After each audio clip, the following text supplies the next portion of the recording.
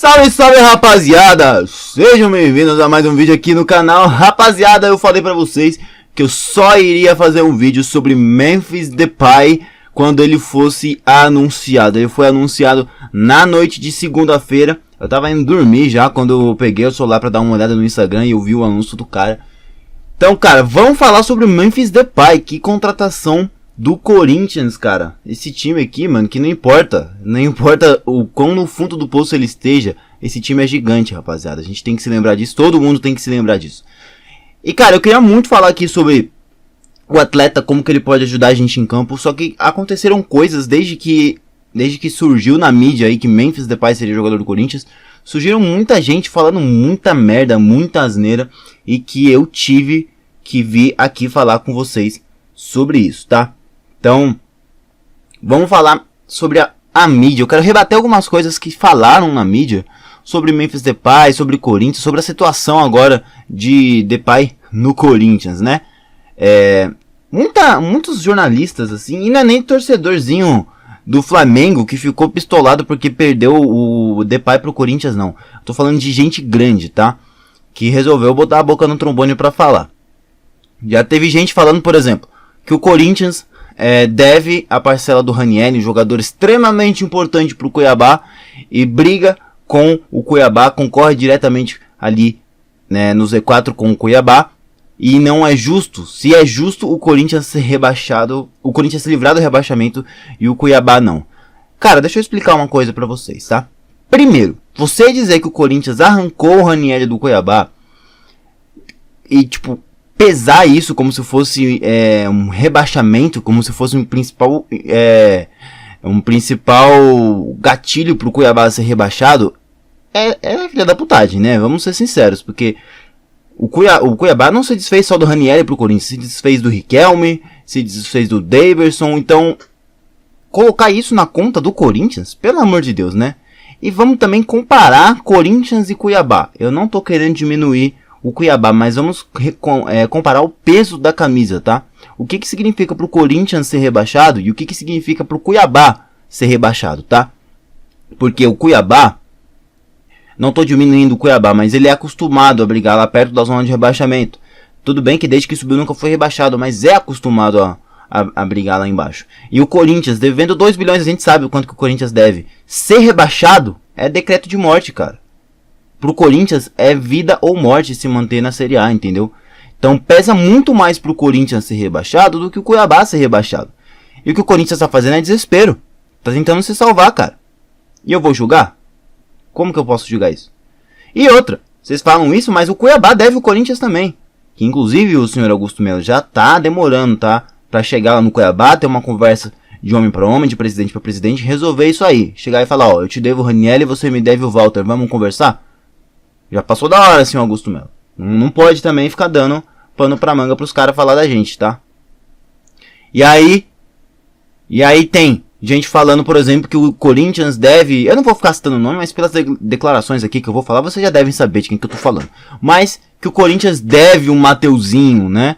Mas preferiu pagar 500 mil pro Hugo jogar, multa pro Hugo jogar, e já tem o dinheiro do Hugo guardado pra comprar o atleta. E fala, por que não paga o Mateuzinho então com esse dinheiro? Porque a prioridade do Corinthians não é essa. Vocês acham que a prioridade do Corinthians é pagar uma dívida, pagar o Mateuzinho, ou assegurar o Hugo no elenco, que pode salvar a gente do rebaixamento, que pode nos dar o resultado que a gente precisa? Cara, é a mesma coisa do que você perguntar para um cara que deve no banco, se ele prefere pagar a parcela do que ele deve, do que colocar comida na mesa. É a mesma coisa. A gente tá falando de prioridades. Todo mundo escolhe o que vai pagar. E não é só o Corinthians, tá? O próprio Palmeiras aí, que tá falando em fair play financeiro, deve o Juventude, tá? E não deve só o Juventude.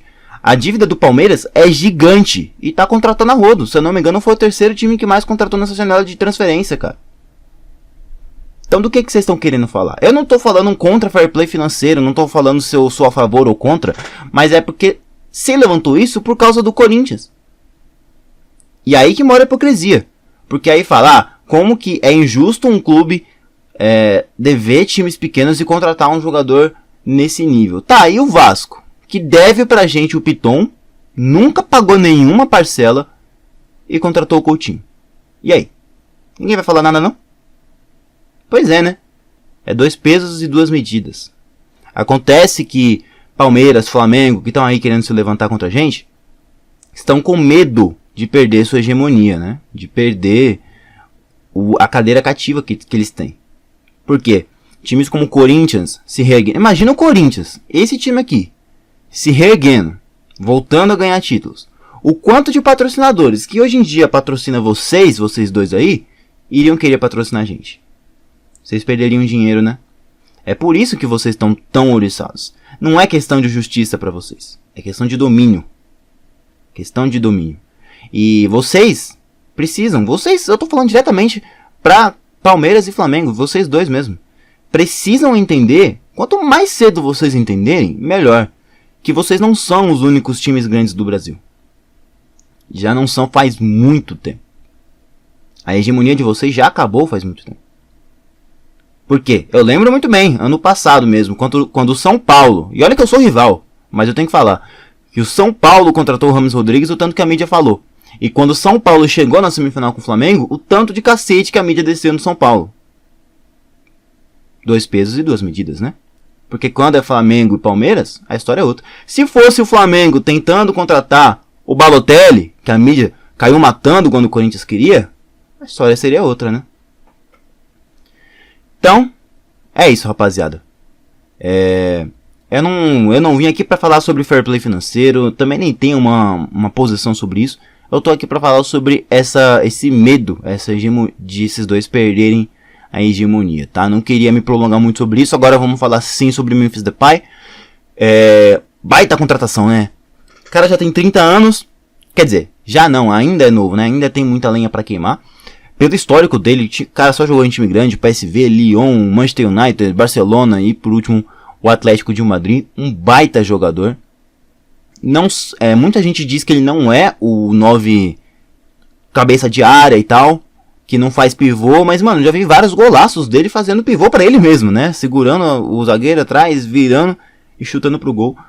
Então eu acho que ele pode sim fazer esse papel também, mas acho que não vai. Acho que ele vai ser um centroavante mais móvel, como é o Yuri Alberto. Acho que vai se encaixar bem, sim, no nosso esquema. Ainda mais porque a gente tem o Garro, que deixa os atacantes cara a cara com gol com uma facilidade absurda. E o Depay parece não ser o cara que ele perde isso, né? Aliás, vou me policiar pra chamá-lo de Memphis, né? Ele gosta de ser chamado de Memphis, prefere ser chamado de Memphis, então vou chamá-lo de Memphis. Também teve o André Carrilho anunciado, o atacante peruano. Meia atacante, também de ponta direita, já jogou na ponta esquerda. Ele é meio que um coringa, jogador de confiança aí do Ramon e do Emiliano Dias, né?